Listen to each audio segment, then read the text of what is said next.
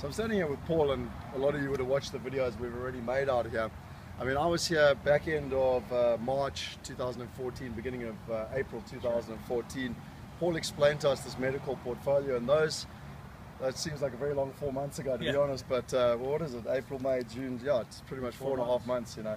And we looked at all the numbers, and it was something interesting. We got that project under contract, and we're standing outside here of one of the buildings, and you know, we made those videos literally 3 or 4 months ago.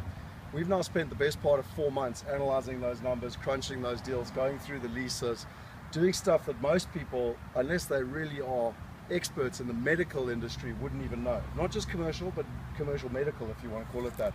And something that was a big concern of ours, and that we sat with you, was that some of the buildings, there was about 11% vacancy across the portfolio. Now, some people look at that as a downside, some people look at it as an opportunity because we can lease up and ultimately create value. But one of the things we looked at was that one of the buildings was half empty. How do we lease it? Why hadn't it been leased? And I mean, I just wanted to what have you done in the last couple of months? We won't even bother about the due diligence because we're going to do another video with Henny and yourself and all the stuff that we went through in the numbers. I'm more interested in the fact that we now have a building that we're about to take ownership of, and you've managed to occupy it 100% even before we own the building. How did you do it? Yeah, I mean, we worked closely with the landlord, and we were able to find a couple of tenants, rework some of the building layout, and really achieve. John, I just want to come a bit closer there. It doesn't matter, just keep going. It's just there's lots of traffic behind us. Yeah, and achieve 100% occupancy, or 100% lease. We'll achieve occupancy later this fall.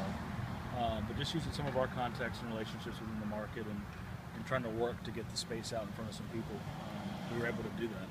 But I mean, I think it's phenomenal because at the end of the day, according to the sellers, that land had been sitting, well, that space had been sitting vacant for many years, you know, and they couldn't figure it out.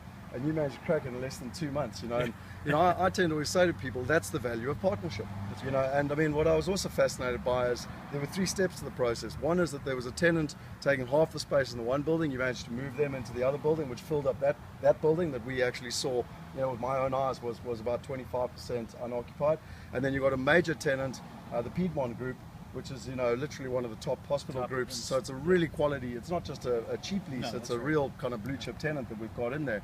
And you managed to get them to be able to, because, you know, you had to move someone so they had enough space and everything. So, I mean, that's the type of knowledge and expertise you've got on the ground. Right. It was a complicated deal. I mean, we had to relocate some tenants, expand some tenants, contract, and then as well as negotiate with Piedmont, which is a top 50 hospital in the United States of America. So it had some complexity to it.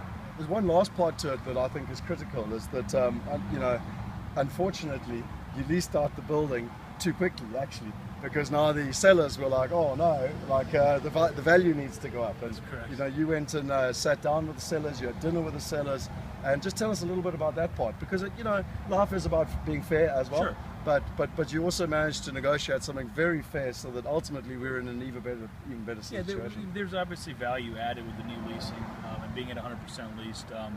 You know, what we felt the value was versus what the seller thought the value was, are obviously always going to be 2 different numbers. But we were able to sort of meet in the middle, and I think it's a good deal for us. I think, quite frankly, we could have probably paid their number, but we got half of it, so we're in better shape than we would have been.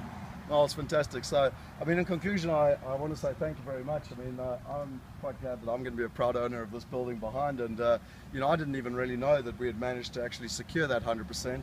And I also heard today we've got first right of refusal on all the other opportunities, about 25 acres of opportunities in and around this area. So the beauty is that our partnership that we're building, I mean, you've done incredibly well for us over the last 4 months. I'd like to think, you know, from our perspective, we've brought value adds as well, and what we're excited about is the next 5 to 10 years, because those right of first refusals can ultimately provide us with a pipeline going forward. So for those people that have missed out on this particular opportunity, it's not a train smash necessarily. Well, it is, because it's a really good deal. But the point is there will be more in the future, and the purpose of this video was to just explain in real life what's actually happening on the ground. Yeah, so excellent, Paul. Thanks very much. Cheers, mate.